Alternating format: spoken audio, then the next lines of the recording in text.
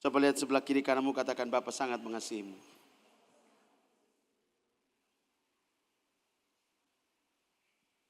Minggu lalu Anda belajar satu hal yang penting, bahwa tubuh kita ini adalah tempat berdiamnya Roh Kudus.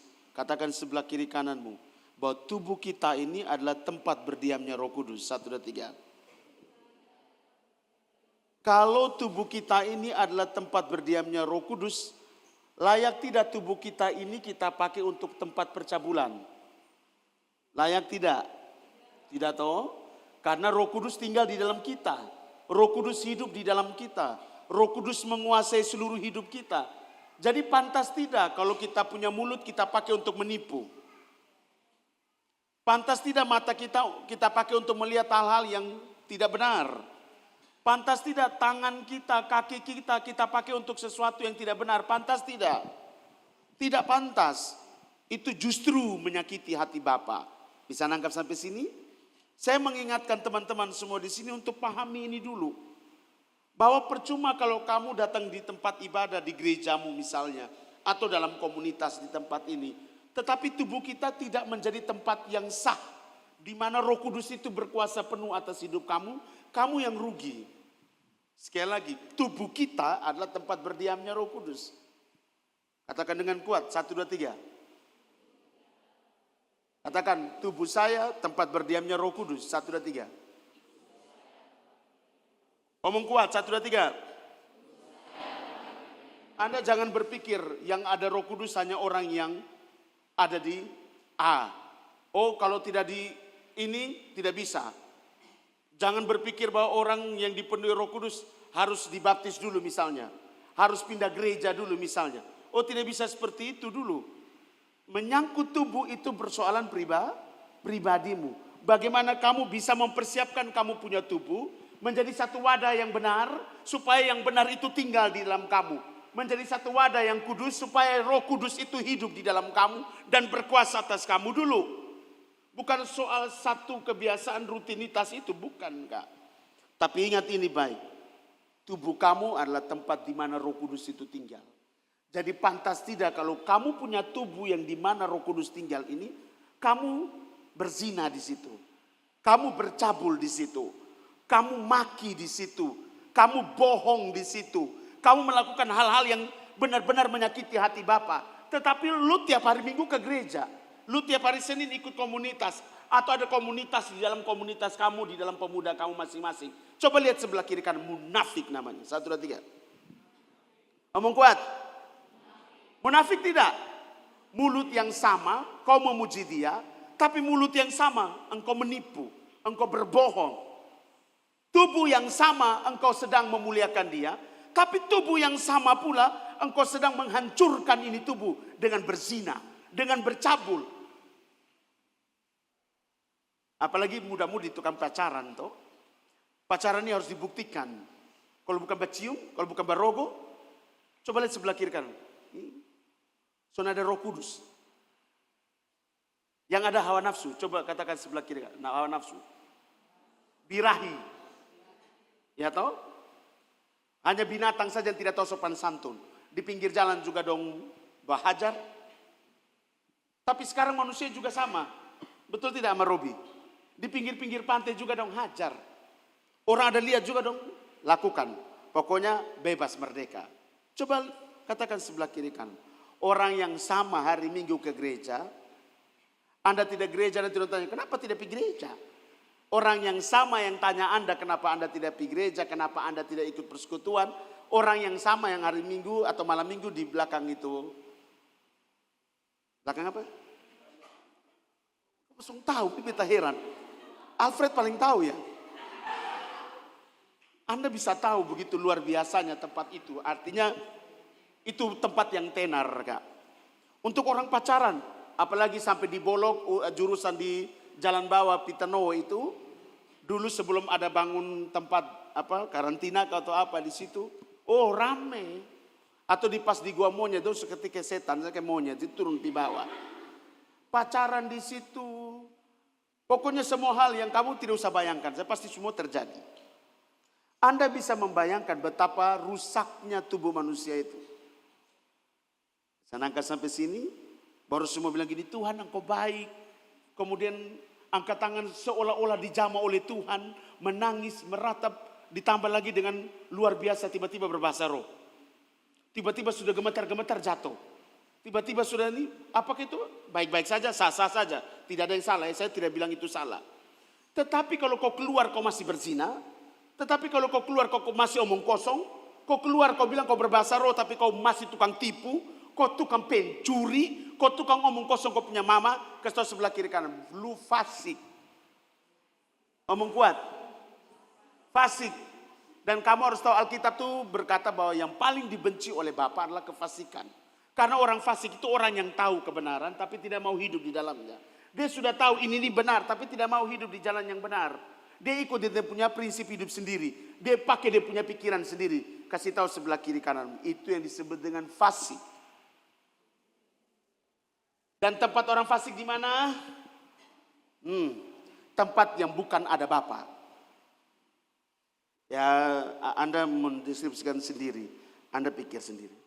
Minggu lalu juga Anda diajar tentang apa, teman?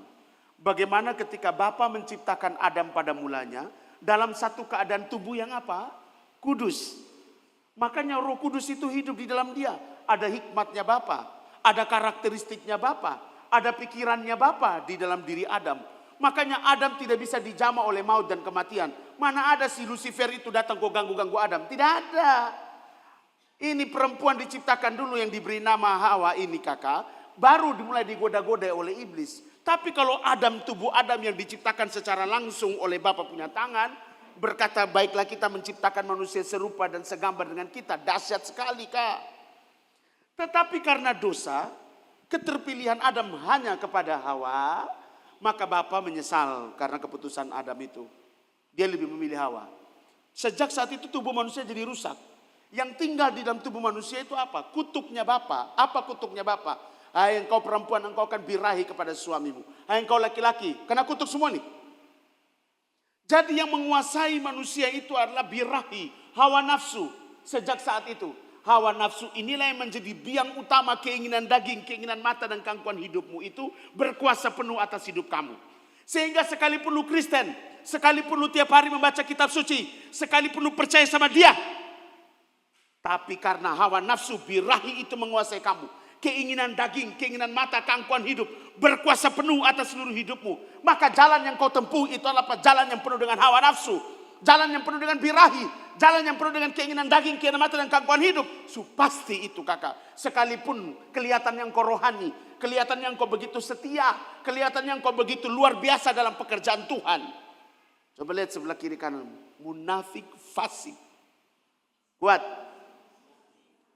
Sambil lihat orang, hei munafik, hei fasik, bertobatlah. 1, 2, 3. Paling banyak orang munafik itu orang rohani semua anak Tuhan.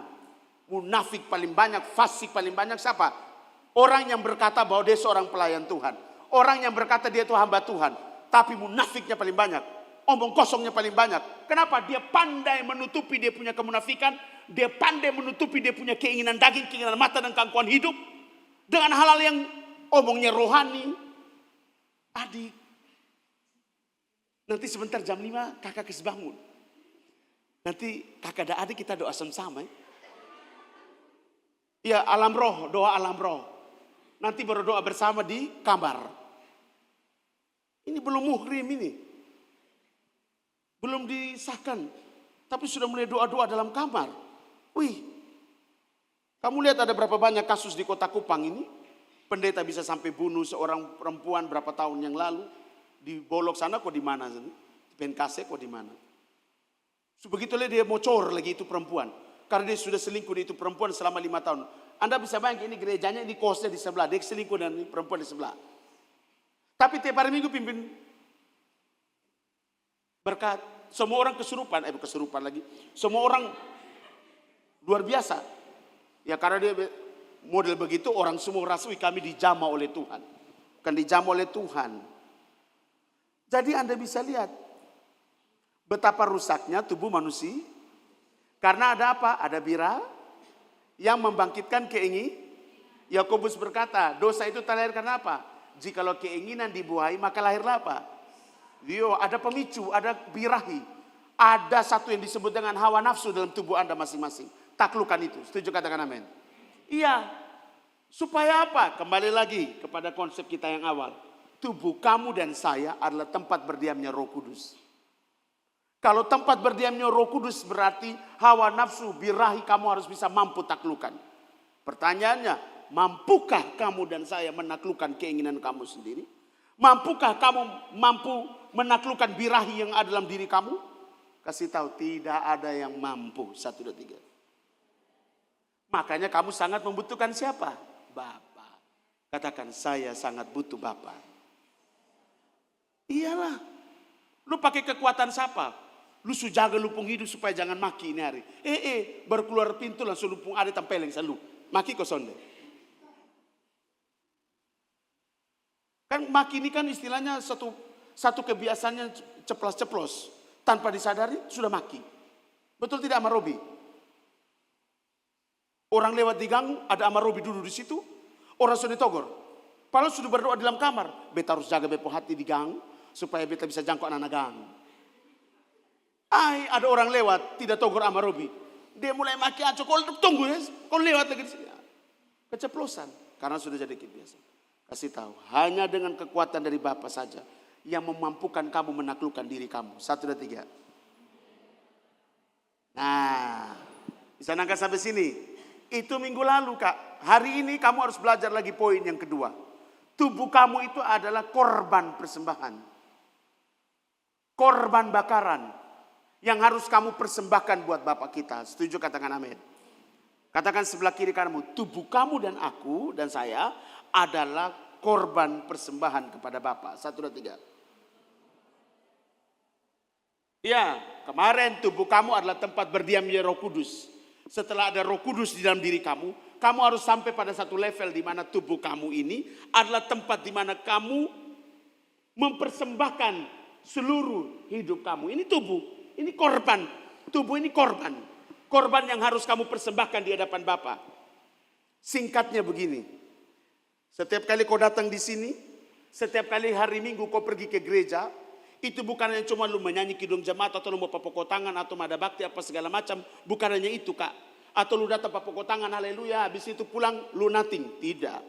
Waktu kamu datang ke komunitas, ke gerejamu masing-masing, kamu sedang membawa tubuh kamu sebagai persembahan buat Bapa.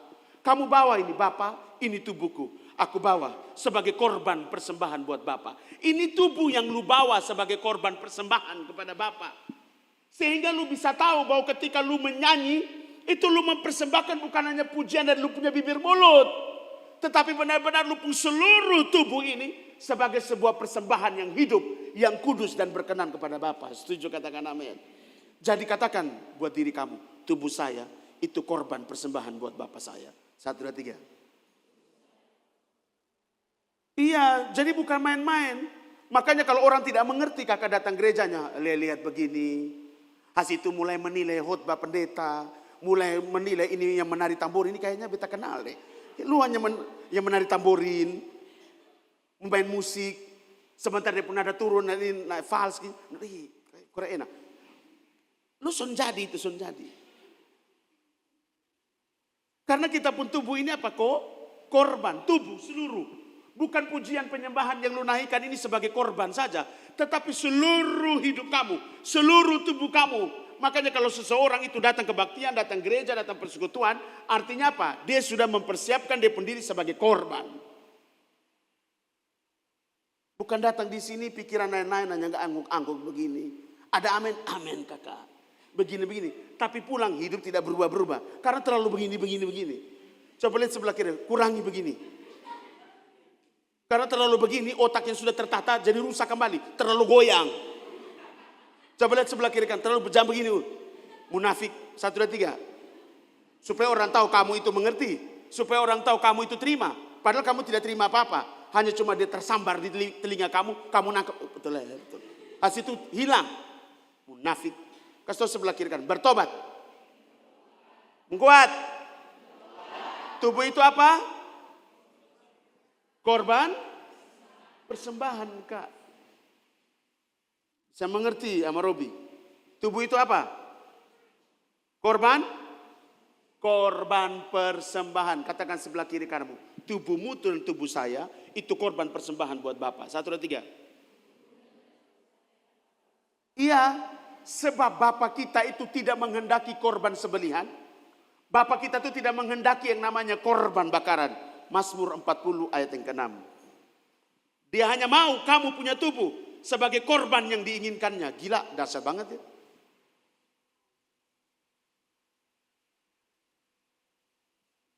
Dua, tiga. Baca, engkau langsung hilang. 2, 3.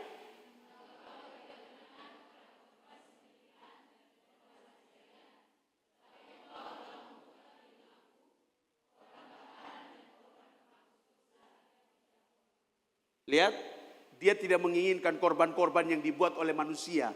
Korban sajian, korban bakar. Yang dia inginkan itu adalah kamu dan saya. Katakan sebelah kiri kan, tubuh kamu. Katakan tubuh. Sekarang pertanyaan, korban bakaran itu apakah Victor? Dulu. Korban bakaran dan korban sembelihan itu dulu. Ini saya cerita dulu. Nanti kita bawa ke kehidupan sekarang. Dulu korban bakaran, korban sembelihan itu pakai hewan. Jadi bawa hewan, tubuh hewan, disembelih di atas mezbah, darahnya tercurah, itu terjadi di situ korban. Ada korban penyembelihan, ada korban bakaran, itu pakai hewan semua. Sekarang kan tidak pakai hewan, pakai kaupu tubuh. Tidak dengan proses yang sama, yaitu disembelih. Tidak toh? Atau masing-masing sini kau di sini kau sembelih rame-rame. Kan tidak toh kakak? Nah, hari ini dia punya pengertian itu korban tubuh, korban bakaran dan korban sembelihan itu bicara tentang apa? 1, ucapan syukur. 2, pengakuan dosa. 3, tentang apa? Pengampunan.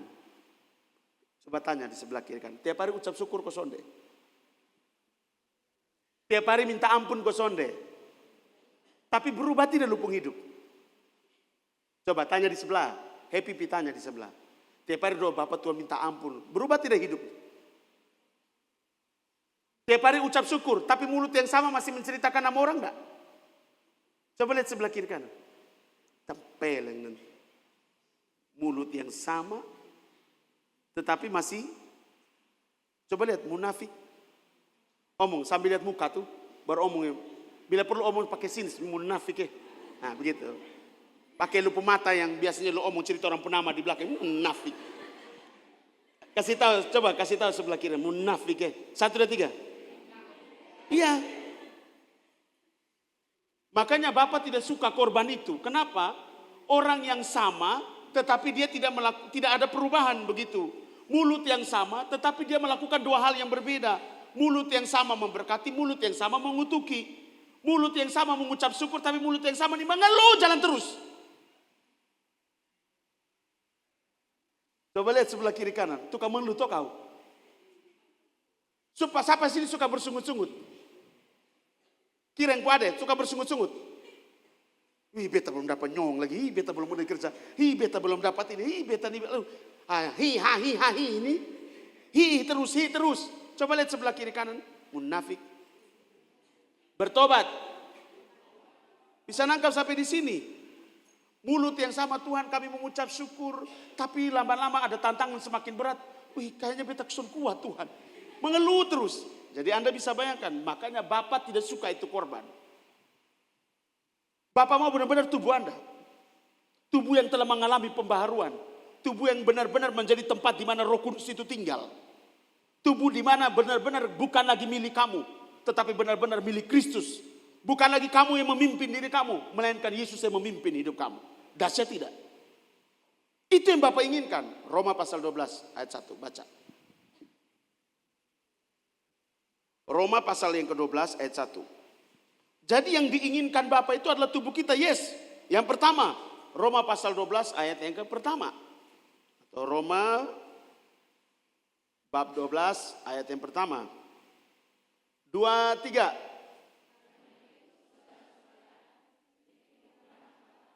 Aku menasihatkan kamu supaya kamu apa? Mempersembahkan tubuhmu apa?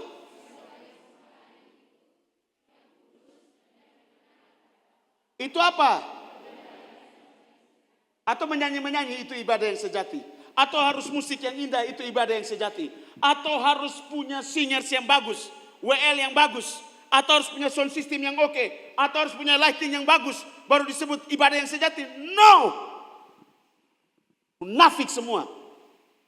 Banyak orang yang lagi mengejar supaya punya band yang bagus, punya ini videotron yang siapa punya paling hebat ini negeri. Lagi orang kejar nih, siapa pun gereja paling bagus. Kasih tahu sebelah kiri kanan, andi aku. Surga tertutup, neraka terbuka. Orang yang kejar itu bukan hal-hal yang bersifat duniawi, yang hanya membuat orang itu semakin membanggakan apa yang menjadi duniawi punya ini. Weh, kata penggereja paling bagus kak. Kata komunitas ini paling bagus. Soalnya ada lagi di dunia ini hanya katongsa. Karena beta pernah dengar orang mau omong begitu di muka. Jadi beta skaksan dia. Beta sudah bisa cerita siapa ini. Tapi ini lagi heboh-heboh. Oh Kafi, kita punya gereja mantap. Pemuda oke. Sekali ibadah sampai ribuan. Waduh.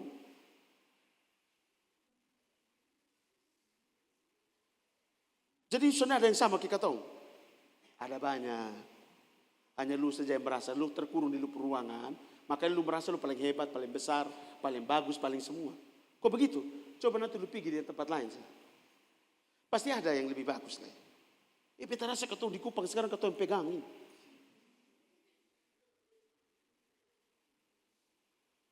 Saya bilang jumlah jemaat, jumlah manusia di kota Kupang tuh hampir 500-600 ribu orang. Dan 40-50% itu anak muda. Jadi kalau kau merasa kau paling hebat semua, ada yang lebih lah kakak. Anda bisa lihat yang dipromosikan gereja atau bapak.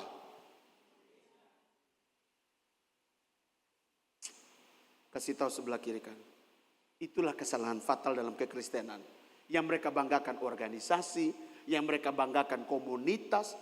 Bukan mereka banggakan bahwa mereka tuh hidup takut akan Tuhan. Mereka tidak bangga bahwa mereka tuh mengalami perubahan. Mereka mengalami terobosan. Mereka mengalami perjumpaan pribadi dengan Bapa. Mereka tidak cerita itu. Mereka hanya cerita kami baru beli kemarin gitar. Wih, Bapak Gembala paling suka ini gitar. Itu gitar Kafi harga berapa? Itu dia pembahas itu kakak 6 tali. Dia pun harga 6 kali 27 juta kok. Wih. Habis itu apa lagi? Dia suka cari tahu. Dia mau apa lagi? Gitar Kafi. Wih gila. Kakak lihat yang biasa katong live itu laki-laki pegang tuh kan. Itu hampir 100 tuh. Wih. Sadis sih. Wih pokoknya mantap Kafi. Saudara bisa membayangkan. Yang orang kejar itu adalah hal yang bersifat duniawi. Jadi kalau ada orang yang mengajak kamu, ketong di sini lebih bagus, anak muda, lampu gelap semua ketong ke diskotik. Kemana kakak? Ke diskotik. Ketong bebas goyang. Tahu sebelah kiri kanan. Jangan hilang dari esensi kitab suci. Esensi daripada firman Tuhan tidak boleh hilang. Bapak itu mau yang kusuk kak. Bapak mau yang akrab, yang karib, betul-betul menghormati keberadaan Bapak kita. Setuju katakan amin. Yang sopan dan teratur kakak. Bukan yang harba biru. Bukan berarti tidak boleh goyang-goyang. Mau goyang kecuali dituntun oleh Roh Kudus. Karena tubuh kamu adalah tempat berdiamnya Roh Kudus. Roh Kudus bilang goyang, goyang. Jangan Roh Kudus bilang pokok tangan lu diam sebegini. Ah itu lu salah. Berarti lu sudah taat. Roh Kudus bilang angkat tangan lu. Ih, malu. Nah itu kata salah atau kakak. Kasih tahu sebelah kiri. Kalau Roh Kudus yang tuntun, hajar 1, 2, 3. Amin. Bukankah Victor bilang gini, ayo tepuk tangan, rame-rame tepuk tangan. Ini sebentar kata sulit tepuk tangan, kata kena ini kata kena. Oh salah kita ya. Lihat ini kakak. Roma pasal 12 bilang apa kakak? Persembahkanlah tubuhmu sebagai persembahan yang apa? Yang hidup, yang kudus dan berkenan di hadapan Bapa. Itu adalah apa? Ibadah yang sejati kakak. Jadi sebenarnya yang diinginkan oleh Bapa dalam sebuah ibadah menjadi ibadah yang sejati adalah pribadi yang mampu mempersembahkan dia pun tubuh sebagai sebuah korban yang tadi Kak Victor bilang. Sebagai sebuah persembahan sesuai standarnya Bapa. Yang hidup artinya apa? Dia hidup tapi tidak mati. Dia berjalan seperti manusia tapi dia kayak zombie. Zombie. Dia tidak bisa mengontrol dia pun diri. Dia ikut dia pun keinginan daging, keinginan mata dan gangguan hidup. Itu zombie. Tapi kalau orang yang hidup dan memiliki hidup di dalam dia sendiri, yaitu Bapa tinggal di dalam dia, atau Roh Kudus itu hidup di dalam dia, dia bukan lagi dia, tapi Roh Kuduslah yang menuntun hidup dia. Setuju? Katakan amin. Jadi dia jalan juga, dia hidup. Rohnya menyala-nyala. Baru kata Alkitab, biarlah rohmu menyala-nyala baru bisa melayani Bapa. Roh nyala-nyala dulu baru melayani Bapa. Coba lihat sebelah kiri kanan. Roh masih belum menyala juga mau pelayanan jalan lancar. 1, 2, 3. Roh harus menyala. Bagaimana harus menyala roh? Punya minyak, punya sumbu. Bagaimana kau punya minyak yang full dan sumbu dan bisa terbakar? Hadirat Bapa itu sumbu dan minyak, Kak. Berdoa, baca kitab suci, itu minyak, itu sumbu yang membuat lu tetap menyala. Jadi kalau pelayanan tidak pernah berdoa. Saya bilang sama Hendro, berdoa. Ikutin berdoa.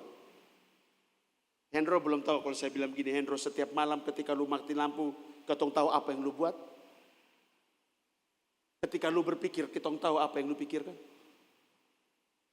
Sehingga kalau kita tanya, artinya lu harus tahu, walaupun jam doa itu bolong sebesar-besarnya. Kasih tahu sebelah kiri kan. Berdoa supaya roh menyala-nyala. 1, 2, 3. Ada amin sama Uji. Ayam Kuji sama Elia.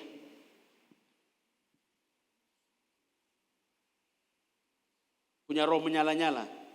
Coba lihat sebelah kiri kanan. Harus punya roh yang menyala-nyala baru bisa layani dia. Yang kedua, tadi tubuh, ibadah yang sejati. Korban sudah mengerti. Di dalam tubuh ada apa? Ada hati. Ini keseluruhan tubuh ini saya bahas satu-satu. Dalam tubuh ada apa? Ada pikiran. Dalam tubuh ada apa? Ada bibir. Ngomong. Dalam tubuh ini ada apa? Ada kaki tangan untuk melakukan sesuatu. Maka kita cari satu-satu. Mazmur 51 ayat 17.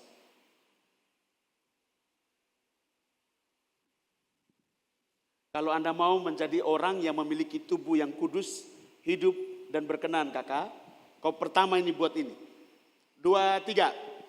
Korban sembelihan kepada Bapa ialah apa? Ngomong kuat, 1, 2, 3, ulang. Korban sembelihan kepada Bapa adalah hati yang patah dan remuk.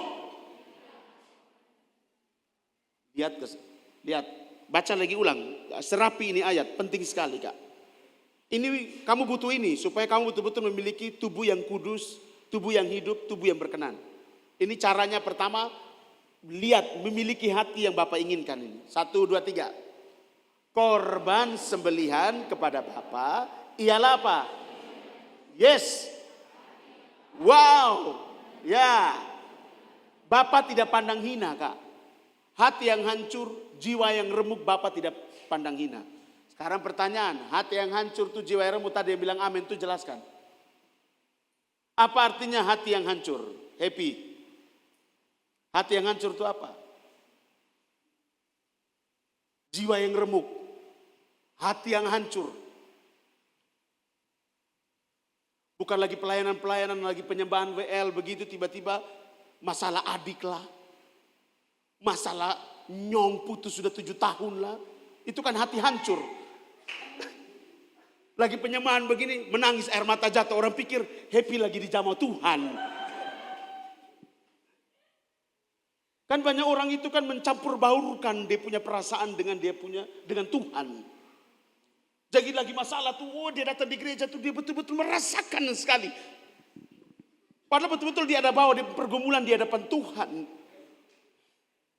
Kakak ini bicara lupun tubuh jadi korban. Bukan lupun keadaan yang sementara sakit hati, punya masalah besar, datang di hadapan Tuhan lu nangis dari sebelum ibadah lu nangis. Sehingga Bapak Gembala dan Ibu Gembala bilang ini khusus. Ini harus penanganan khusus. Ini baru masuk langsung di jamana. Langsung masuk dari pintu gereja langsung nangis nah. Jadi seolah-olah sedang dijamah. Karena hati hancur toh. Jiwa ini hati hancur, jiwa remuk nah. Masalah terlalu banyak. persoalan terlalu banyak jadi hati hancur. Kakak, bukan itu psikologi kak. Tapi yang disebut di sini sebagai korban sembelihan ini kakak, yang diinginkan oleh Bapak dan Bapak tidak anggap hina, itu bicara tentang penyesalan kamu akan apa yang telah kamu buat menyakiti hati Bapak saya. Jadi kamu datang di hadapan Bapak itu dengan penuh penyesalan. Kamu datang dengan hati yang hancur, dengan jiwa yang remuk, penyesalan yang benar-benar menyesal. Bapak saya tidak akan pernah buat lagi begini. Saya tidak akan pernah memiliki hati yang model begini lagi. Saya tidak mau. Saya menyesal Bapak, saya minta ampun, saya minta maaf. Kasih tahu sebelah kiri. Kamu harus sampai pada titik penyesalan itu harus menguasai kamu. Supaya apa? Tubuh kamu bisa betul-betul memperbaiki ini tubuh kakak. Dan kembali pada posisi yang diinginkan oleh Bapak. Ada amin? Kalau hanya datang minta ampun besok buat lagi itu belum menyesal. Penyesalan itu kakak betul-betul dia sudah ada di titik terendah. Saya nangkap sampai sini. Penyesalan itu adalah sebuah kondisi di mana seseorang itu sudah ada di mana titik paling terendah. Kenapa? Ketika dia menyesali, dia mengambil sebuah keputusan untuk tidak mengulangi lagi. Itulah disebut penyesalan. Sekali untuk selama-lamanya. Jadi ketika dia datang, dia menyesali dia punya perbuatan, dia memohon pengampunan daripada Bapak, Bapak memberi pengampunan. Dia keluar dari ruang doa, dia tidak berbuat lagi kakak. Itu penyesalan. Itu yang disebut hati yang hancur, jiwa yang remuk. Jadi kalau kamu datang dia dilihat Bapak dengan benar-benar penyesalan yang luar biasa kakak, dahsyat kakak. Kenapa? Mendorong kamu untuk tidak lagi melakukan dosa. Mendorong kamu untuk tidak lagi melakukan hal-hal yang menyakiti hati Bapak. Karena kamu sudah ada di titik yang paling terendah. Capek dengan ini hidup. Capek dengan ini tindakan. Capek dengan beta pun perbuatan yang hanya menyakiti hati Bapak. Lu sudah sampai di itu titik. Sekarang saya tanya, sudah sampai kau belum?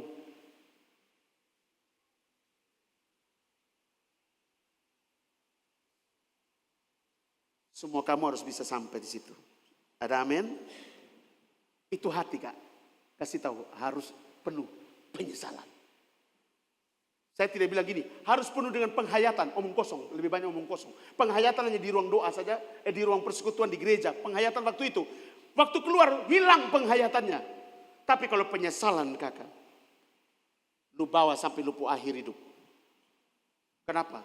Penyesalan membawa perubahan. Penyesalan membawa sebuah komitmen dan keputusan dan komitmen dalam hidup kamu. Itu penyesalan. Makanya kenapa Bapak bilang apa? Kalau kau mau datang, kau bawa kau pun tubuh sebagai korban persembahan. Harus dengan hati yang hancur. Harus dengan jiwa yang remuk. Penyesalan yang sangat amat dalam. Amin. Ya, kalau hanya cuma datang minta ampun besok buat lagi, itu mah Bapak tidak menginginkan seperti itu. Yang berikut, Hosea 6 ayat yang ke-6, pikiran. Kalau kamu datang mempersembahkan tubuhmu sebagai satu persembahan yang hidup, yang kudus dan berkenan sebagai ibadah yang sejati, kau harus punya pikirannya Bapa saya. Hosea 6 ayat yang ke-6. 2, 3. Sebab aku Bapa kita menyukai kasih setia dan menyukai lebih daripada apa? Kakak, dari semua dia bilang apa? Lebih baik kau mengenal akan aku. Itu jauh lebih penting daripada kau bilang kau menyanyi, kau persembahkan pujian, kau bersaksi, kau begini begitu. Kakak, bukan itu tidak boleh, silakan. Kamu harus buat dengan sebuah pengenalan yang benar akan Bapa. Atau dengan pengertian yang benar. Jadi kakak Elia dan teman-teman harus bikin apa? Harus mengenal Bapa duluan. Ada komunitas, misalnya komunitas Rai Jua. Misalnya. Harus bikin apa itu komunitas? Harus mengenal Bapa dengan benar. Kalau sudah sampai pada titik itu, baru bisa mempersembahkan ini tubuh. Ada amin sama Robi? Amin dulu kuat. Kuat. Amin.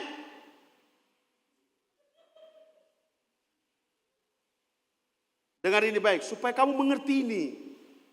Karena banyak orang mau mempersembahkan korban, tapi dia tidak sampai di titik ini. Dia tidak ngerti. Makanya dia mempersembahkan tubuh, tapi tubuh yang sama dia juga menghina Bapa. Dia mengecewakan Bapa karena tubuh yang sama. Tapi tubuh yang sama ada di persekutuan, tubuh yang sama ada di gereja. Tetapi tubuh yang sama juga ada pimaki orang. Tubuh yang sama juga ada dendam sama orang. Tubuh yang ini ada pelayan di SMP sini, pelayanan di sekolah sana, pelayanan di sini, main musik, main ini. Pokoknya semua dia bikin habis. Seluruh gereja di Kota Kupang lu keliling. Seluruh persekutuan doa dan semua ibadah KPI KKR lu ada. Yang diinginkan itu pengenalan akan dia. Lebih daripada korban-korban bakaran. Semua korban omong kosong. Kalau kamu semua tidak mengenal, kasih tahu. Hati penuh pikiran penuh dengan pengenalan akan, kasih tahu sebelah kiri kan. Hati penuh penyesalan. Pikiran penuh dengan pengenalan yang benar akan Bapa. 1, 2, 3. Yang terakhir. Kalau hati penuh penyesalan, pikiran penuh pengenalan yang benar akan Bapa, maka ucapan bibir dan perbuatan kamu itu akan benar-benar selaras dengan apa yang disebut. Tubuhmu adalah tempat berdiamnya Roh Kudus. Buah-buah roh itu akan muncul. Buah-buah roh itu akan lahir secara otomatis. Tidak perlu lu bilang, buah roh itu panjang sabar, kasih. Orang akan berusaha jadi kasih supaya kelihatan punya buah roh. Omong kosong, lama-lama akan ketahuan juga. Buka Ibrani 13. Ayat 15 sampai 16. Ibrani 13 ayat yang ke-15 sampai dengan 16.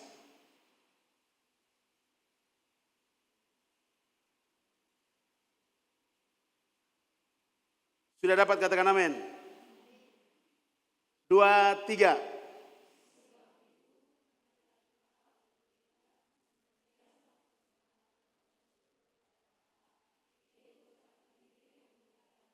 Terus.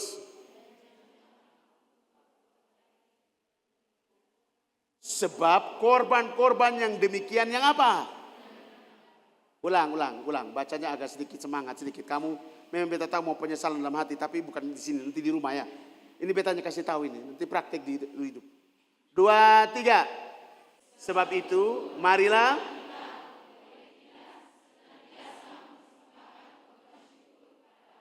Yaitu apa? Amin. Berikut.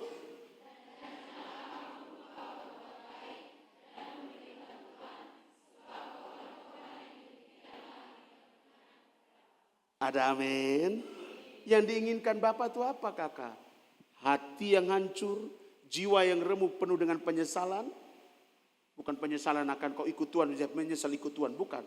Menyesal karena kau tidak taat sama Bapak. Kau mengalami perubahan. Yang kedua, yang diinginkan Bapak apa? Pengenalan yang benar akan melahirkan apa? Mulut yang tahu mengucap syukur pada posisi yang benar. Dia bilang apa? Mengucap syukur dengan bibirmu, memakai nama Bapa yang benar. 2, lu punya perbuatan itu kelihatan, Kak.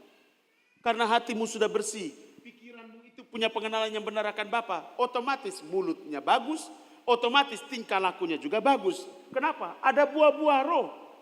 Ada buah-buah yang terlahir. Seperti Yohanes 15 bilang apa?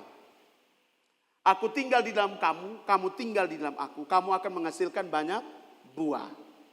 Kalau Roh Kudus itu menjadi penguasa tunggal dalam hidup kamu. Sekarang saya tanya, hasil tidak buah-buah itu?